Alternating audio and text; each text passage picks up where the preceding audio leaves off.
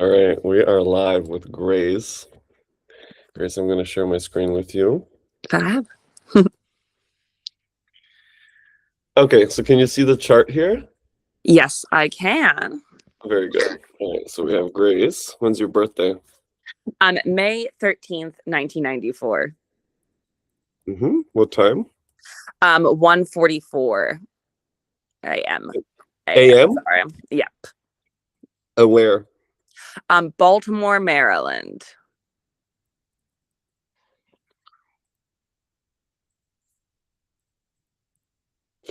Okay, Grace. So, what's going on in your life right now? So right now, everything in my life is kind of centered around I'm writing a one-woman musical that is based on a dating advice book that my mom wrote in the 80s, where I play my mother. So yes, I'm a musical theater writer. That's kind of my main focus right now in my life. Like, it's a lot making a one-person show. Um, and I'm doing basically everything myself for this one. I've just brought on some more people to the team. But yeah, that's taking up most of my time. Very good. So, you're writing a one-woman musical. You said that you had found a dating advice book from the 80s. Did I understand correctly? Yeah, so it's my mother wrote this book in the 80s. And it's full of very unhinged, but actually it does work advice. It's advice that's like, it sounds bad, but then like when you think about it, it's like, but that does make sense. Um, yes, this like is a book that my mom has been part of, like my mother's lore since I can ever remember. I think I found it for the first time when I was like around 10 in a filing cabinet. And then she saw that I had it and like took it away. And finally, I think when I was like 18, she sent us like the like a PDF copy. Um, and so I've known I have to do something with it artistically because it's a gold mine of comedy. Okay. Yes, but yes, Okay. And your mom is still alive. yes, she is. Yeah, Yay. thank goodness. Okay, that's very good. So this is not like a processing grief story. No, it is like it's about like my relationship to my mother a bit, but actually like my mom and I have a very good relationship. It's more about like the process of becoming one's mother than it is anything else. What do you mean the process of becoming one's mother? It's kind of Oh, like because okay. so in the show I play my mother. So it's in a very like literal way, that sense, but it's kind of about like I describe me playing my mother as kind of like mom drag, and it's kind of about like the performativity of womanhood through the model of her mother. Very interesting. Thank you. That's the wanky description. The sales pitch is a lot less philosophical.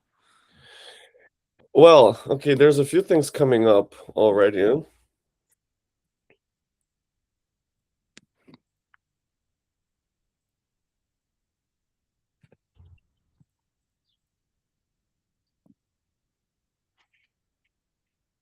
Maybe I would just start with these three, Yeah. Fair enough. or even those two. Mm.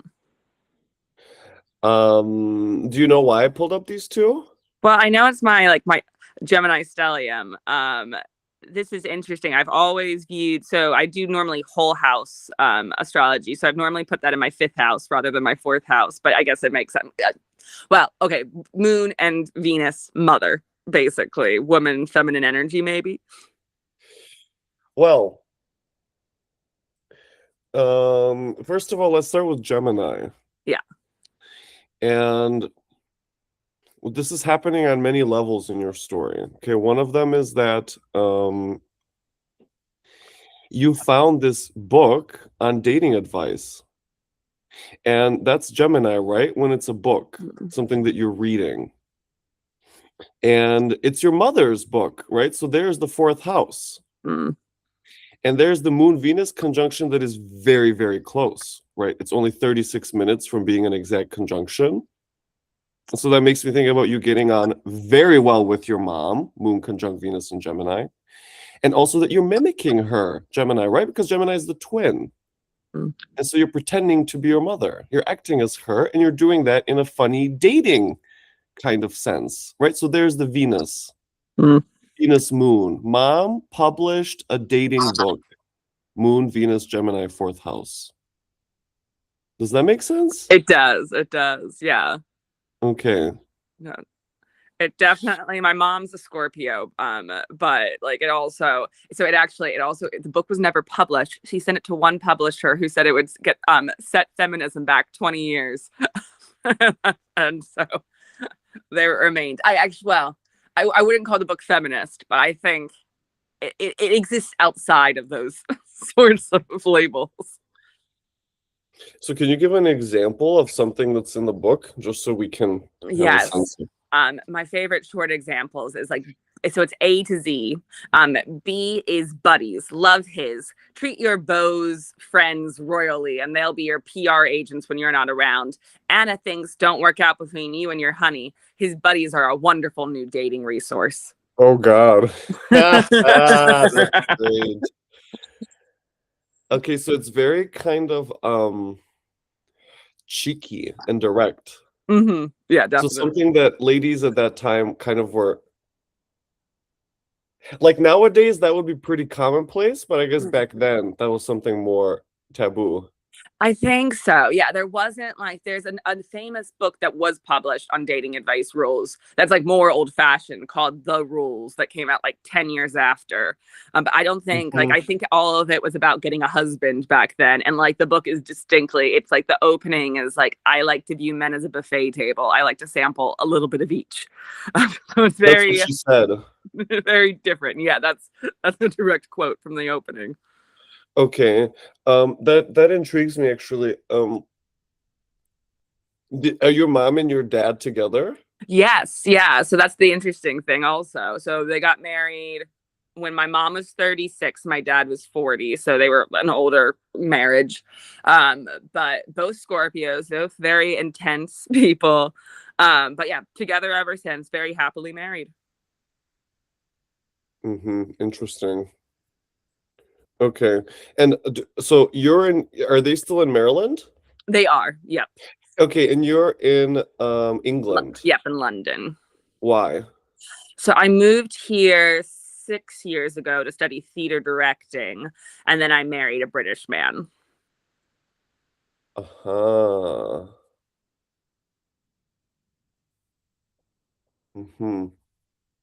Okay. And so you live full time in Britain, Yeah. in the UK. When did you start working on this project? I have been toying with it for ages. I wrote the very first song. I don't remember what year it was. I actually remember it was like a Taurus Scorpio eclipse season, May. It must have been like 2023, on a trip to Greece. But I wrote the very first song, but I didn't know like how to frame the book. I knew I wanted to do something with the book, but because my like the obvious kind of thing to make the show about would be about like dating life, and my dating life is kind of boring because I'm married. And also like I think probably because of my mom's book, I've never really struggled with dating or like I've always been good at dating basically, and that's not very interesting dramatically if you're just good at something. So I last year around May had the brain flash that like the key to the show would be me playing my mother, and that the idea of me playing my mother would be like the core emotional struggle of the show. Why?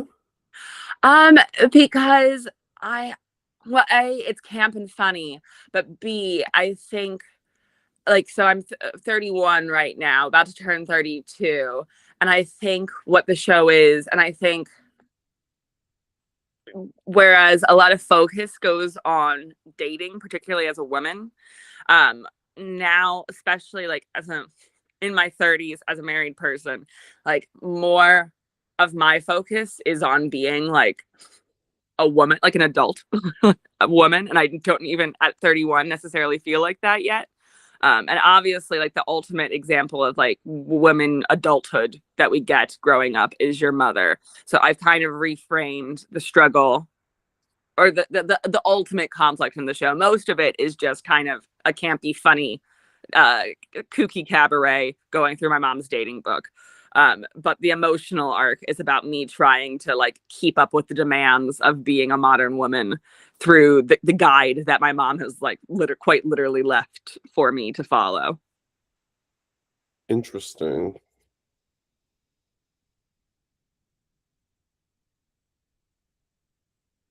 Mm-hmm. I have the transits for April of 2025. You said in May of 25 is when you had the flash, right? Yes. Okay, so you can see that at that time, transiting Jupiter is Mm. just exactly conjunct your moon Venus. Oh, wow. And so that makes me think about the realization that you're going to play your mom. Mm. And then after that, Jupiter moves into Cancer in the fifth house. Yeah. And that makes me think about, so you start to actually put together this play, and the whole time you're, well, experiencing being your mom. Also, you have this amazing connection with your mom through this project that you're doing. Does that make sense to you, the Jupiter and Definitely. Cancer part? Oh, 1000%. Yeah, the Okay. Jupiter and Cancer, like revelation, like realizing that Jupiter was about to move to Cancer after I had this. I was like, well, that's perfect for when I'm developing this show. And then also I'll be debuting it basically this summer. So when it moves into Leo, which also makes sense. Uh-huh, yeah, of course, because then there's the performance. Mm-hmm. Okay. So now you're just still practicing, kind of. Yes. So I'll have it'll have its first like public showing end of May, but it's like its real debut will be at the Edinburgh Fringe this August. And that'll be like its big proper rollout. Mm-hmm.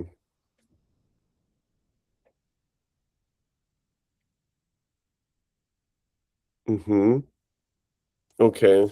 Makes sense when the Sun-Jupiter conjunction happens. Mm. Okay. So, what does that mean for you? So, is your mom gonna come visit? Are you traveling back there?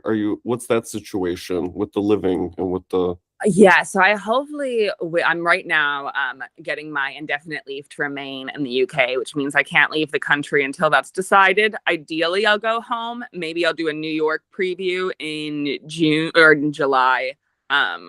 Hope if I'm allowed to leave the country. But my mom will be coming to Edinburgh at the beginning of August with my dad and my sister and like my whole family. Mm-hmm.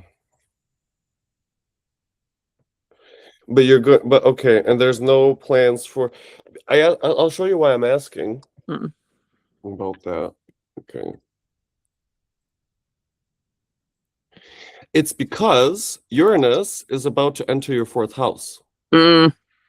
And I actually already feel that because your whole family is going to come visit you in England, and you're producing this, well, family lineage-based show that is really Mm. kind of funny, right?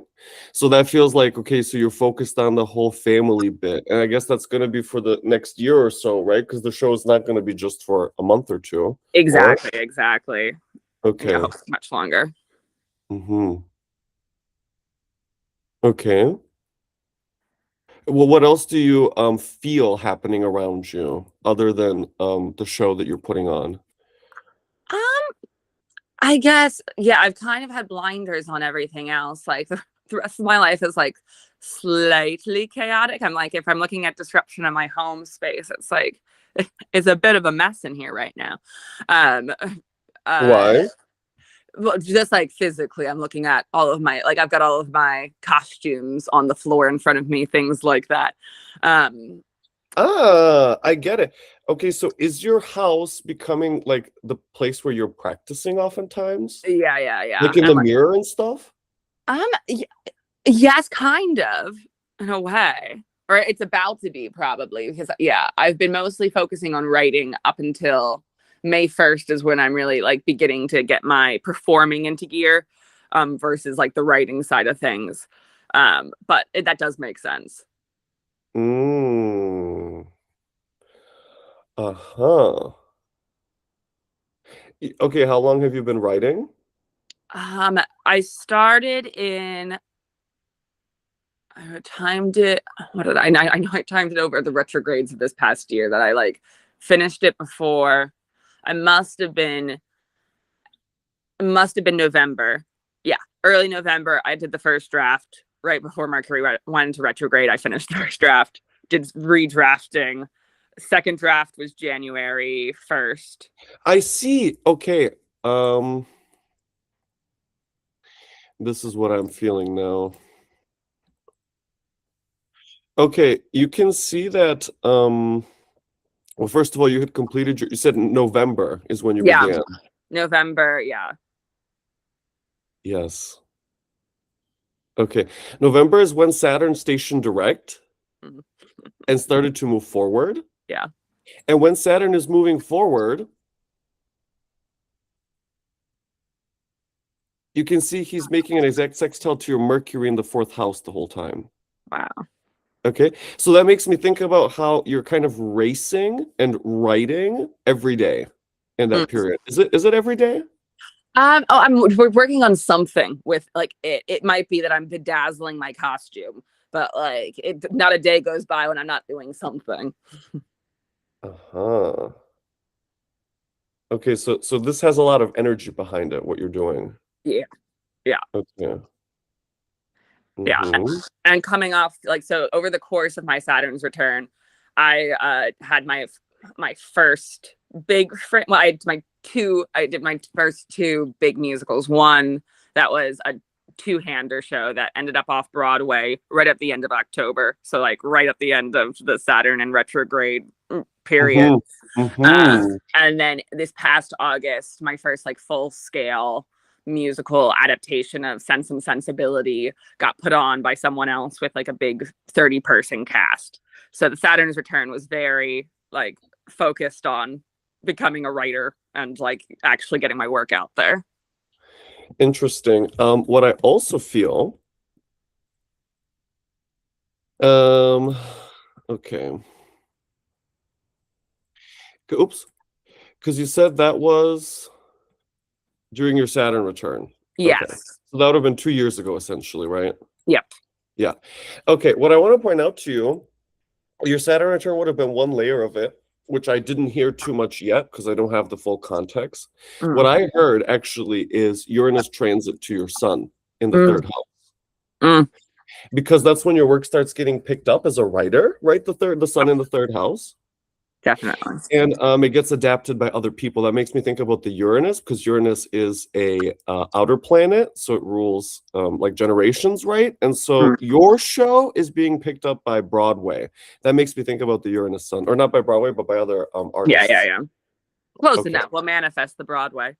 right. And then off Broadway, right? And so since then, I guess you're writing a lot since your Saturn return. Yeah, definitely. Okay. And also because that Uranus to the sun makes me think, because you had the first line, you said that you wrote the first song was in 23, right? When you were on Yeah. vacation in Greece. Yeah. Okay. Right. So you can see this is 24. So Uranus would have been conjunct your sun that entire period. So that makes me Mm. think about this play that you're doing from your mom's dating book is kind of like the intro. Yeah. Okay.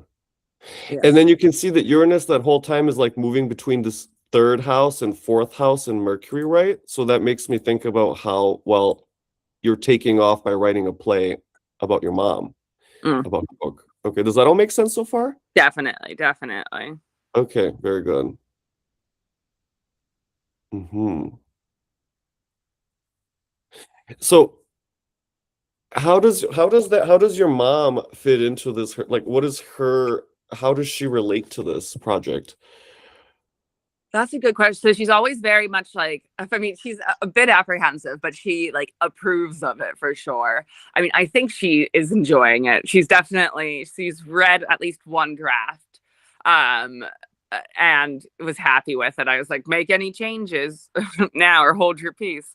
But I think So I think honestly, my kind of psychoanalyzing of her is that like the books reject. She's a little afraid because of the way that the book was received back in the 80s by that publisher.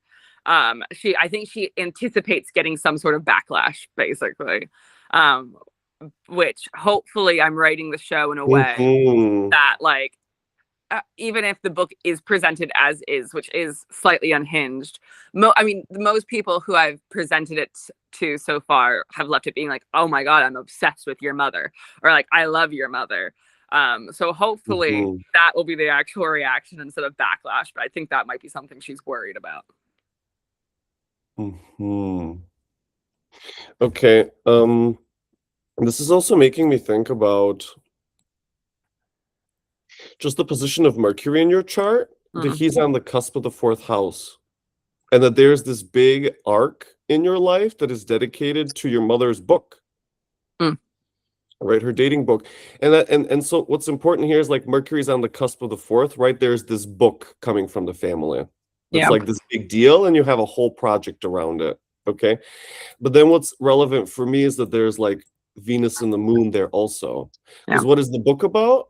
It's mom's dating book. Yeah. Okay. Do you have sisters as well? I've got one younger sister. One sister. Okay. And she's in Maryland also. She's in Brooklyn, actually. She's in Brooklyn. Okay. This is also making me think about your secondary progressions Mm. for two reasons. One of them is you can see that during this period, your progressed sun is in fact conjunct your moon, Venus, and Gemini. Makes sense, right? Yeah, it does. Okay, and then there's the moon in Leo that Ooh, is sextiling all of that, right? So that makes me think about the performance that's going to be about your mother. Okay. yes. And also the retrograde Mercury in Cancer in the fifth. Yeah, that makes so much sense. That's so interesting. Right? Yeah. Exactly. Totally. So much sense. The dating book from your mom. Yeah. Dating past. Mm-hmm. Okay. When did you get married? Um, October of 2020. October of 2020. Yes. Okay, so quite a while ago already. Yeah. Yeah. No, it was a quick, we got married rather quickly. I was gonna get kicked out of the country otherwise, but he is very lovely and yeah, and it was a very cute wedding. It was a COVID wedding, obviously. But we then had like a proper like US wedding in also at the end of 2022, I think. Yeah, at the end of 2022. Oh, so you've been living there since 2020, essentially. 2019, I moved here. 2019. Hmm. Uh-huh. Oh yeah, so it's almost 7 years here actually, or coming up a Okay. month. Because I'm looking at October 2020, you had a progressed new moon in the fourth house, conjunct your moon Venus, right? Oh. So there's the marriage, and then also like new home in the UK. Oh wow. That's funny. We also actually did end up having to move like right around that time. Okay. Flats too. Right. Okay. Mm-hmm. That's funny. And then what's interesting is that Mercury, okay, get this. Your progressed Mercury stations retrograde in November of 24. Mm. And the reason I point that out is because that makes me think about the book. Mm. Right? When did you start officially writing? So it wasn't until 25, but I'm trying to think. November 24. It probably is about the time that I was like, okay, I need to make like Right. this book is going to the Edinburgh Fringe this year. Because That's so interesting. and also around that time was probably, yeah, no, that makes sense. So it would be kind of a fallow period between the other two projects I mentioned, because the prior month I had just done a show for the one that ended up going off Broadway, and then the next month I got my first big writing commission. So it must have been this month that like this book was swirling around. Yes, that's right. Yep. Oh, that's so interesting. Okay, very good. So this book is kind of taken over your life for the time being. Yeah. Hmm. You said you put a team together. Yes. What is the team for? So I've got now a director, an assistant director, a choreographer, and a costume person. Assistant director. What was the third person? I'm a choreographer. Choreographer. Okay. And so they're helping you put it together. Yes.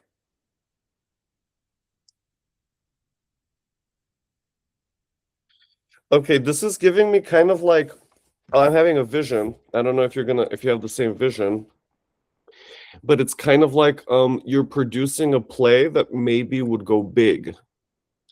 I hope so. That's the goal. Okay. Knock on wood.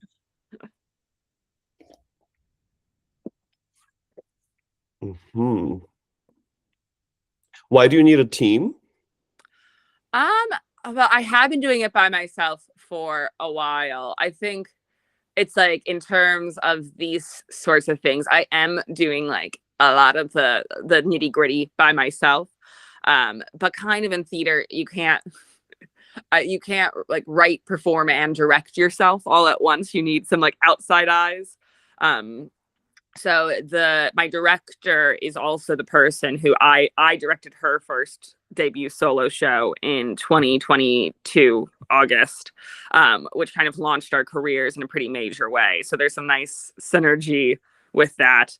And then my assistant director is who I did my last show that went off Broadway with. And because the show involves a lot of like drag and cabaret, that's something that they're a lot more of an expert on. And then choreographer, I can't dance.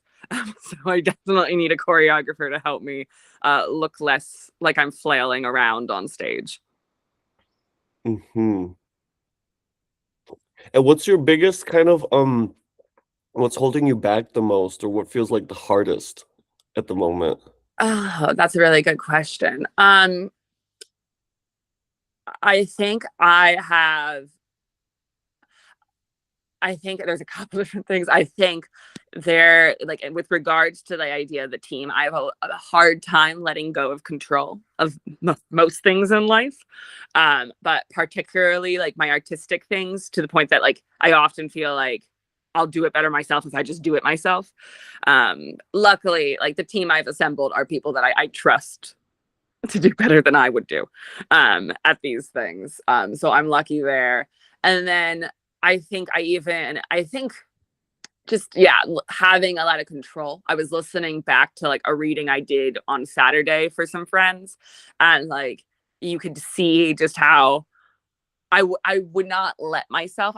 I'm almost embarrassed to perform, if that makes sense. Like it's like I don't know. There's an embarrassment around performing this show for some reason. I don't know. But that's something I've been picking up on, just even like listening back to my performance. I'm like rushing through a lot and like qualifying things a lot and like breaking character to like come in as like writer director Grace rather than just focusing on being performer Grace when I'm performing. Hmm.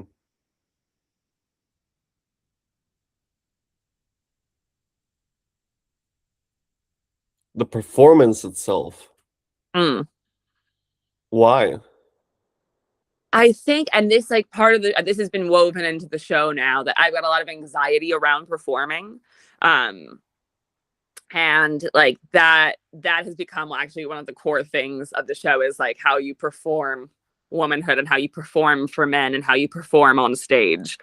um I luckily kind of I've dealt with a good amount of those issues during my last show, because that was like a two-hander show where I was kind of the straight man, and my other half, who's going to be my assistant director, was like the one getting all the laughs, or like most of the laughs by design, whereas this is like my first solo show.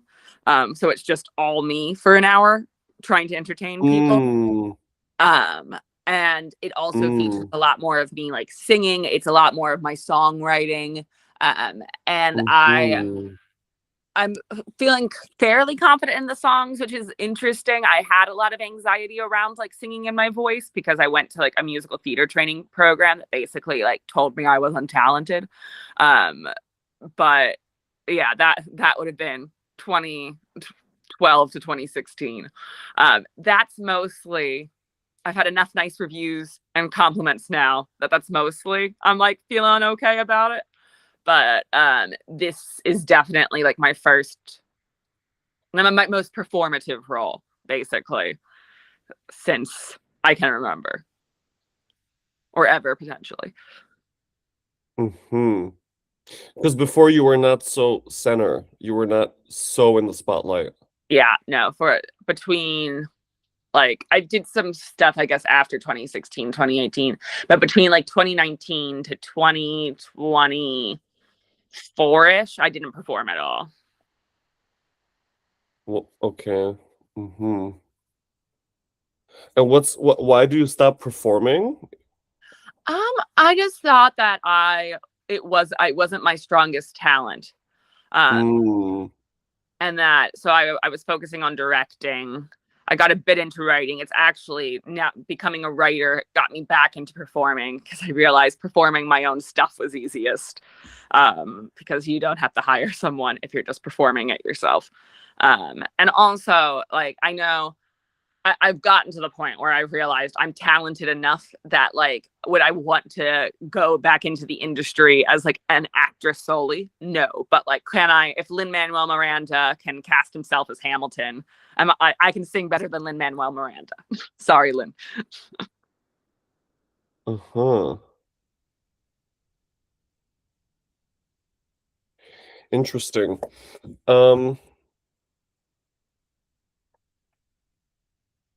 This is making me think about a few things. One of them is your Sun Pluto opposition. Mm, Because when it's about the spotlight being on you, I'm thinking a lot about the sun, mm, right? Because you don't have any Leo. yeah. So what's the next place we would look at? And so Uranus being conjunct your sun and also being the conjunct the cusp of your fourth house, right? The fourth house is a very private place. It's like how you feel on the inside that other people don't have access to. Mm. So that makes me think about you being frequently nervous during this period, like anxious. Do you feel anxiety? Yeah. Okay. Mm-hmm. Do you feel like you're crashing out kind of on the inside, maybe not on the outside, but on the inside feeling overwhelmed or overstimulated? Yeah, definitely. I feel like I've been teetering on the edge of burnout for like I've literally like 4 or 5 years ago had a tarot card reader being like, "You're on the edge of burnout. You got to stop," and I just haven't stopped. When you say that, that makes me think about transiting Saturn approaching your Mars. Mm, Saturn is still at 7, your Mars is at 21. So it's going to be like next year, the bulk of it, but I already feel it now because the amount of energy it takes for you to put that show together. Also, Mars in Aries being the solo artist, right? You're mm, the one to make everything happen. So that makes me think about Saturn conjoining your Mars. Also, learning how to dance, right? Because you said you can't. So getting yeah. a choreographer to help you with that. Okay. And then again, I'm feeling well, a few things, but mostly the stellium in your fourth house, especially where Mercury's positioned. Because you see, Mercury is in Gemini, and now I see how, well, you're playing different characters, right? Mm, So you're pretending, right? So that's the Gemini piece. When you mimic someone else by their tone or by their voice or by their gestures, mm, right? So that you're an actress and a writer, mm. Mercury on the cusp of your fourth house. Does that make sense? It does, definitely. Okay. And also that you're good at singing and you love to do it and it comes naturally to you to like act. I feel the moon Venus in Gemini. Mm. Okay. hmm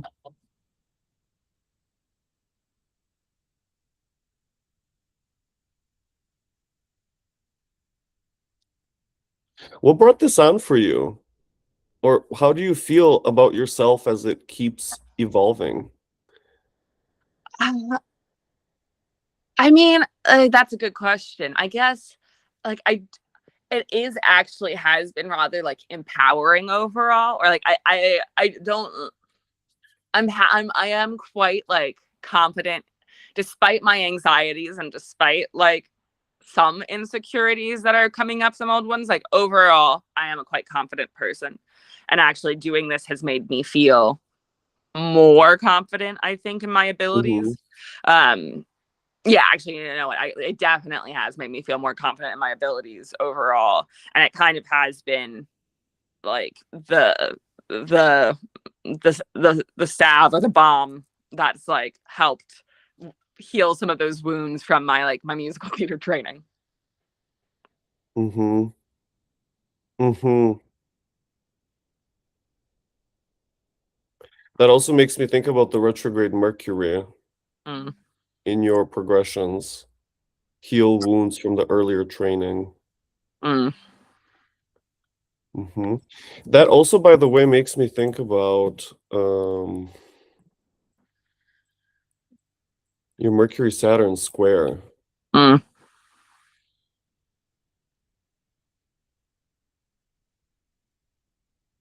Okay. That makes me think about you sitting at home, like at the desk, trying to write something again and again, rewriting it, trying to capture the exact feeling. Mm-mm. Huh? Yeah, no, definitely, definitely. Yeah, I'm doing that.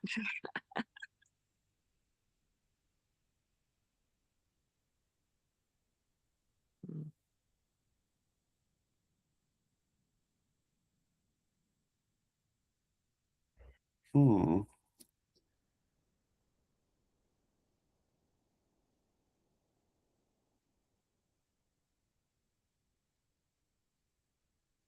I'm just thinking about this square.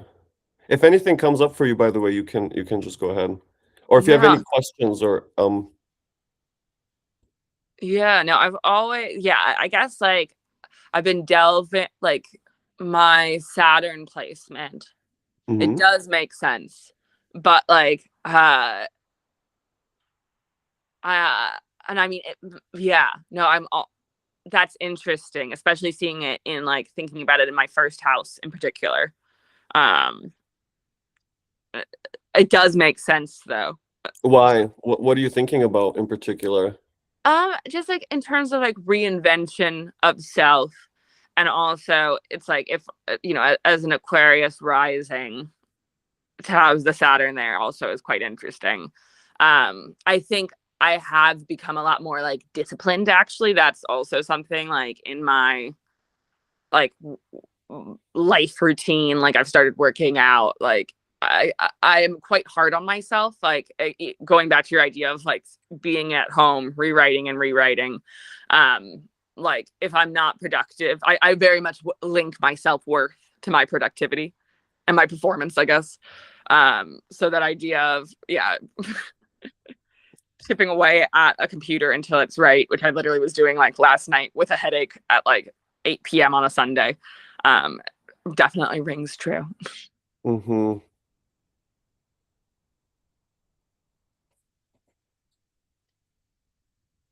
Mhm. Okay. That makes me think about, do you doubt your abilities as a writer, or had you historically? Yes, yeah, definitely. And I still, I this has been a nice experience because like of my heart, the things I don't worry as a writer, I feel very confident in writing lyrics.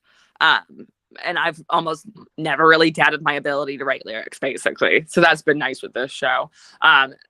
Secondly, my like I have kind of doubted my ability to write music because I'm not as like classically trained on the piano or anything as a lot of composers.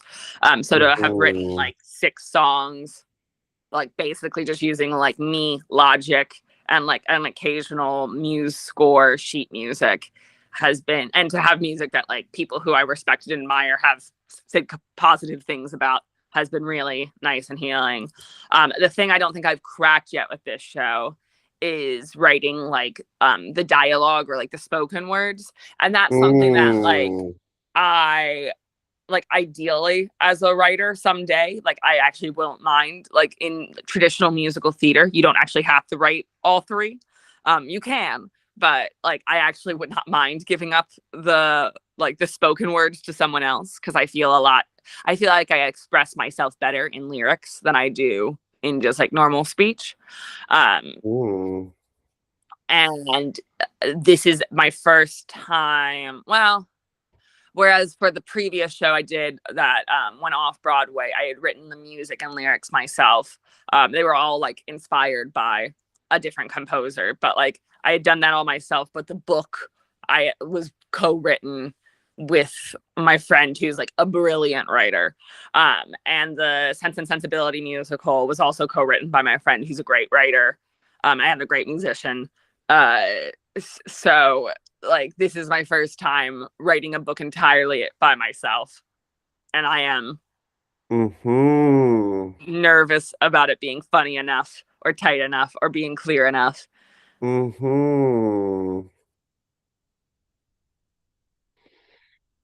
Okay, do you see the Mercury Saturn square in everything you just described? Yeah, definitely. Okay. And it even makes sense that like with the Saturn in Pisces that like the lyrics are where it's like easier for me. Yeah. Why the lyrics are easier? What's wrong with spoken word? It's interesting. I think it actually, and this goes back to Saturn, it's because it's like I like the puzzle of a lyric. That it's like a blank page is intimidating, but a lyric has to like you have to have it go into a certain meter. It has to end in a rhyme. It has to like do certain like it's more of a puzzle that you're piecing together than just like open expression. However you like, there's no wrong way. Well, there is a wrong way to write a sentence, obviously, but like you can write anything you want as dialogue in a play, essentially. Whereas like music, I guess you could too, but if you want to write a good song, you'll have some thought behind it, some structure. I get so it's like it's too the dialogue possibilities are too vast, and how do you structure, whereas the lyrics and the music, it already has kind of a structure that it demands. Exactly. Okay. Okay, so I can see you trying to write dialogue and you're never happy with it again, and maybe for weeks you work on something and you keep changing it, and it just doesn't work. Yeah, and I think even going back to saying like I felt like when I was listening to me perform, I was apologizing for performing, but also I was like apologizing for the writing not being good enough, while I was doing the whereas like when I get through my lyrics, like whenever I have a particularly clever lyric, you'll see me smile. I'm like, I know I'm giving a smug smile because I'm like, that was clever. And that doesn't happen in like the dialogue, but it happens a lot in the song, I won't lie. Do you also use like nature sounds? That's so interesting. So there's one song that like right now uses like a lot. There's a couple, like there's 2 songs in it where I incorporate my own like voice as the backing track, or like I hiss and do some weird primordial sounding stuff for one song. And then the final song I'm still working on how it exactly is going to sound, but it's like I'm trying to use my own voice to create, instead of like any instruments, to create the backing track. I haven't cracked that song yet, to be honest, but like I've been chipping at it for the past like 3 weeks to no success.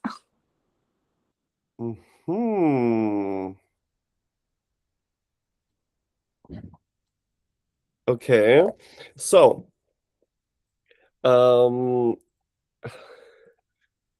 okay, there's the Mercury Saturn again, right? But in this case, there's also Saturn and Mercury together making exact sextile to, right? Because you said for the past 3 weeks you've been chipping away at this with no success. Yep. All right, okay. So trying again to write something. And then the other part that really intrigues me, now I understand much better, Uranus that is entering your 4th house and is going to be in Gemini from now on, conjunct your Mercury. Yeah. The reason I feel that is because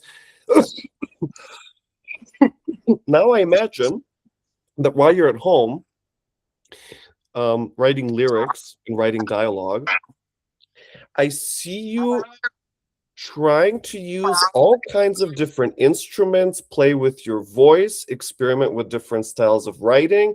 And so your home becomes kind of like this messy attempt all the time. That's what I'm seeing. Yeah. I think that's a messy attempt is a very accurate way to describe my home in general. I see you like talking a lot to yourself in the house, like a mad person almost. Yeah, definitely. Or I'll just like monologue at my husband, not necessarily for him to be listening and absorbing, but just so that I can get my thoughts out. That's right. Okay. I see you like pacing around, and you're always like at home, you're very nervous. You're constantly working, thinking, singing, writing. Yeah, definitely, definitely. And I'm also very rarely like physically at home, honestly. Like I often am getting like I take a lot of walks. I like work out a lot. Whenever I'm feeling like I have free time, I tend to like move. Mm-hmm. You tend to move. Yeah. And this is like when I'm stuck with writing or something, I'll take a walk. Um, or like I make sure like I work and this is over the past like 4-ish years, like I've started working out more and more from going from not working out at all to like working out. Like now I work out like every day without fail. Um, and it's mostly just because, it is for the health benefits, but mostly it's like for the mental health benefits. Mm-hmm. Well, here I start to feel your Mars in Mm, Aries. yeah. Because you're a pretty active person, I can hear that. Yeah. And growing up, I wasn't like at all. I was always like the worst at sports growing up, like consistently embarrassingly bad. But like since I've turned like 20, like around my Saturn's return, basically, I've just really, really gotten into just like mostly like yoga, Pilates, like, but also a variety of stuff. Mm-hmm. Uh-huh. Do you do that at home? No, I normally I I go to like there's a couple places. I got a yoga like subscription to that's like they're all fairly close to home, like a 30-minute walk. Um and then I also just recently started doing a steam and sauna room, and I do that basically like every day. Um so that's also about a 30-minute walk away. But I spend a lot of time doing that. Steaming and saunaing. Yeah. That makes me think about Jupiter Mm. that is in your sixth house applying square to your Mars. Mm. Because Jupiter is like the expansion, right? So when you Yeah. sauna and you steam and you go in there and you feel great and you're rejuvenating and the toxins are coming out, right? And you're kind of feeling like, wow, this is so healthy and wonderful. And I feel like great for doing this for my Yeah. body. And then there's like the water and fire elements, or that's what I'm looking for. Because when you talk about steam, there should be water and fire, right? That's part of your kind of exercise regimen. And so there I feel the Mars Jupiter. Okay, good. Does That's that make good. sense? It does, and I think it has been beneficial, so that's good. Okay. Mm-hmm. Okay, so you're working out. I see. So you're what I see is you're kind of this is a period in your life where you're very, very active. Yeah, I think.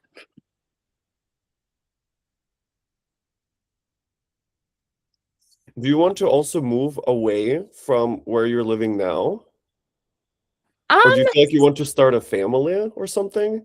yeah, no, I think it's funny because it's like kind of no, but kind of those thoughts have been playing on me or like have been on my mind. Like, I don't think I'm ready for kids particularly yet, but like it's something that like I mean, I, I am in my 30s. I don't know.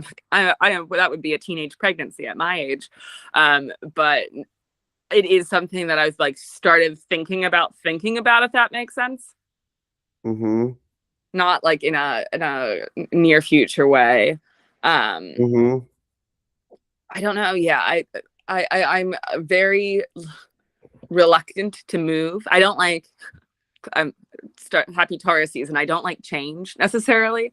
Like Mm, I'm mm-hmm. not gonna make a move unless like I'm forced to make a move, if that makes sense.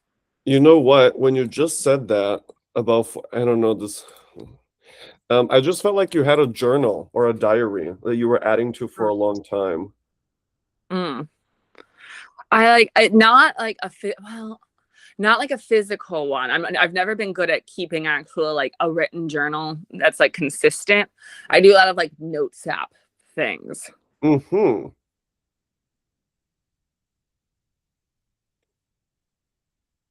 And I can also see you being into animals. Mm. I do like it. So I've got a cat. And I Yes. do. And actually, it's so funny. The cat recently has like really attached itself to me. Um, Yeah. Okay. yeah. And also, like, I'm kind of like, I like leaving out like eggs for foxes and things like that. Ah, I love that. Wait a minute. When you say attached, like Velcro cat. Yeah, basically. Like, well, so he's the cat's like my husband's childhood cat. So like we've always kind of gotten along like as roommates, but like recently he's like always snuggling with me. Interesting. That also makes me think about Jupiter and Cancer. But I'm thinking about the sun in Taurus in your third house because Taurus is a fixed sign, right? So something that doesn't move. Mm. But the cat, I guess, is not that big of an obstacle for you. Uh, well, when he gets on you, it's like you don't want to move. That's true. Hmm. Yeah, I also see the monologue here, like yeah, or maybe having a very calming voice Mm, hopefully. or stabilizing people, like being the one to be like, "Hey, come on guys, let's just calm down. Let's everyone get along." Mm. Yeah. No, I think that like I'm quite it's like I'm very glad for my Taurus sun because like the rest of my chart's a bit crazy. And like at the end of the day, I do think I am like quite a chill person. Even if I like the chillness is mitigated by like everything crazy happening in Gemini. But there is an underlying like contentment with life. And like yeah, I'm not a big fan of drama or anything. I mean, again, I'm a Hmm. Gemini. I like gossip, but like I don't want things to be I'd rather things just be pleasant. Okay. Hmm. Do you like to learn about food, like cooking as well? Like the yeah. I'm a huge like the foodie aspect of the Taurus. Like I am 1000%. Like I love to eat. Like it's my favorite thing to do. Uh-huh. And learning about food, yeah, specifically. Like if the TV channel's on, it's on Food Network. Yes, exactly. Yes. Yeah, no, and like all of my like my reels, my things, like all it's all food. Yes. Okay. Uh-huh. 1000%. Okay, very good.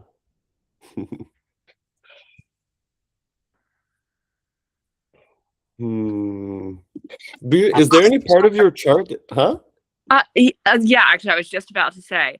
Okay. One part, I guess, is my little like is like the Scorpio little section, the Jupiter and Pluto being there. I've always been kind of curious about that. Totally. Let's talk about it. Winter. Um, Good. So tell me about well, let's start with the ninth house, right? Hmm. What are you very smart in? What are you how does your mind work? I like I mean I regard myself as an intelligent person. And I think what am I smart in? I've always been like a kind of more of a verbal or writing person, actually more so than anything else. Although I was also quite good at math. Um, but I think um I always really enjoyed like academic analysis. And actually academia is like something I have been like I thought before I got into like uh my theater directing program that I was going to come to England to study like theater academia more so and become an academic. And that's actually something that I'm thinking like once this show wraps up that I might look into getting back into academia as like at least a side hustle because making a full-time career just like writing and performing is hard. um So that's something I'm thinking about going back to. Okay. What is theater academia? What does that look like? And so it's a kind of niche thing, but I've always wanted to, like, I've always really loved reading books analyzing musical theater from an academic perspective. Like, I was originally going to do a PhD on like the trans global creation and therefore and then impact of Les Miserables and how like it was developed between France and then England and then America and now it's done all over the world, and how people, like, I talked to people in Japan who like directed it and we're like, I can't, like, we're trying to get like a different performance from them that's not from the cast recording. And then I talked to a director in Brazil and they're like, yeah, I'm afraid they're going to burn the theater down every night because there are like riots going on and like it's Wait, show original, so what was your original PhD on? So, and this was just a proposal. It was on like the revolutionary like nature of Les Mis through it being like this trans global project.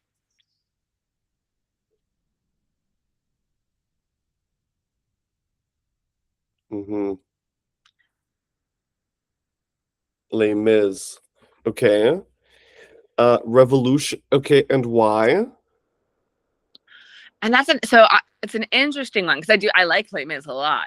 I don't like, why did I choose Les Mis? Because it's not necessarily my favorite musical, although I do think it is like quite an interesting musical, that it's like this revolutionary story, but it's like one of Trump's favorite musicals. And so there's a lot of like interesting things about like the nature of like how one of my like first pieces of academic writing about musical theater is about how the musical was invented as a vehicle for social change. Like the very first musical was about like interracial marriages and couplings in America in the 30s. And we forget about that, even like that we think of musicals as like happy dappy, like silly like shows, when actually because you view them that way and because you're distracted by like the music and it's like, oh, isn't it lovely, and it's like it's actually much more digestible than like a piece of like polemic theater where they're like telling you what to think, or like or where like the audience feels forced to be eating their greens, I guess. I get it. Okay, that makes me think about also you saying how it's easier for you to write lyrics than words. I just connected to, I don't know. Okay, there's a few things coming up for me already. Okay. First of all, it's about Jupiter being at the zenith of your chart. So he's square to your ascendant in Aquarius. And I'm actually just going to put in the ascendant so you can see that, right? And Aquarius is about society. Okay, so yeah, being American or being gay or being Iranian, or, right? So being in a group, but not being alone, but being in a community. Yeah, that's Aquarius. Okay, so everything that has to do with social issues is Aquarius in part, at least.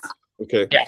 The square with Jupiter in the ninth house, Scorpio, for me is about these personal issues. For example, what you said with interracial couplings, for example, right? That's something that's very private, kind of very taboo, right? So there for me is the Scorpio part of it, is when you're talking about those very interpersonal kind of intimate things. Gay marriage, for example. Yeah.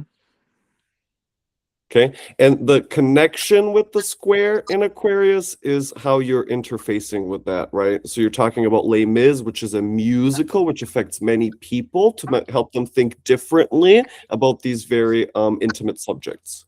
Yeah. Does that make sense so far? Definitely. Okay. What else can you say about that?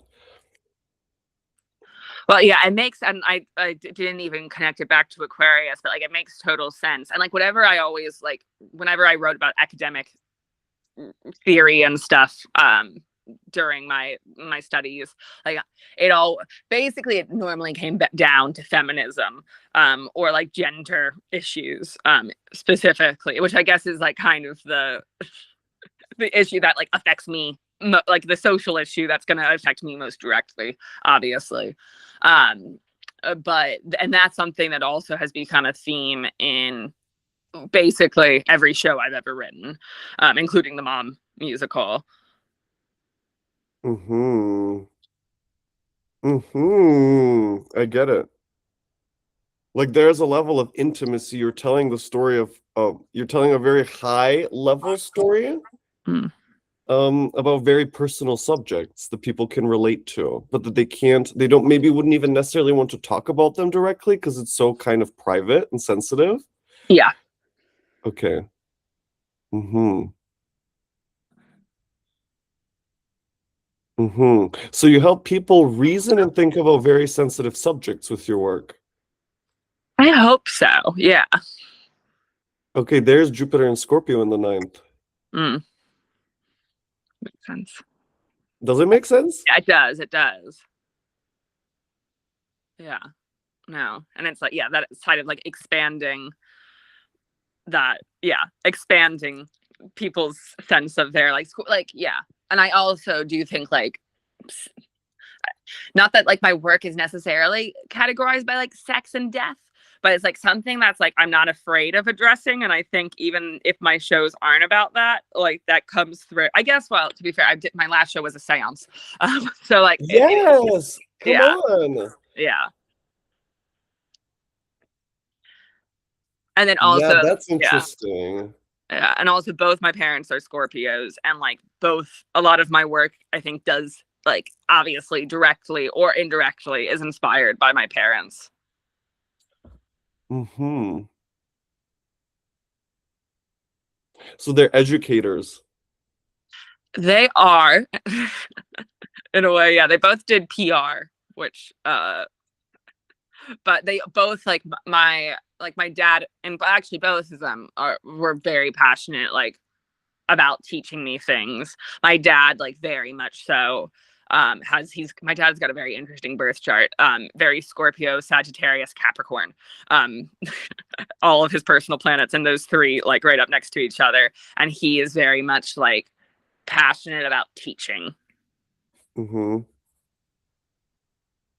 Well, both of your parents are in your ninth house, right? Yeah.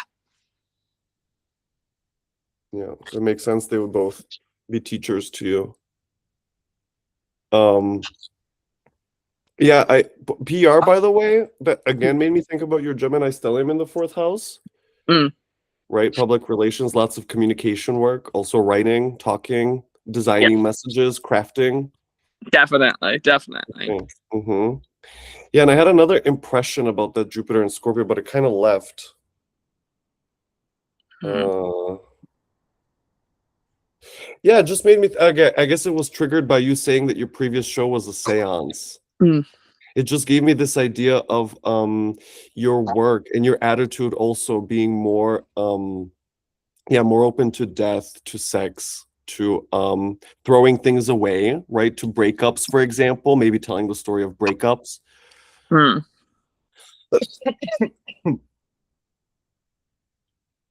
No, definitely. And also like the I think I having I also know feel medicine, by the way. I don't know if you're in the medical field at all or interested in that. It comes up in a couple ways. oh, interesting. I'm not I could see that in like I give people a lot of like woo woo advice. Like I'm not a trained medical expert, but I'll tell you, oh, eat like put some garlic cloves and some honey in September and Exactly. eat them in December and you'll thank me later. Okay. Yes. Okay. That makes me think about your Taurus sun in the third. Okay, we're kind of over time. I'm sorry about Yeah, no, just sorry. I've been as soon yeah. as we Oh get wow, it's in.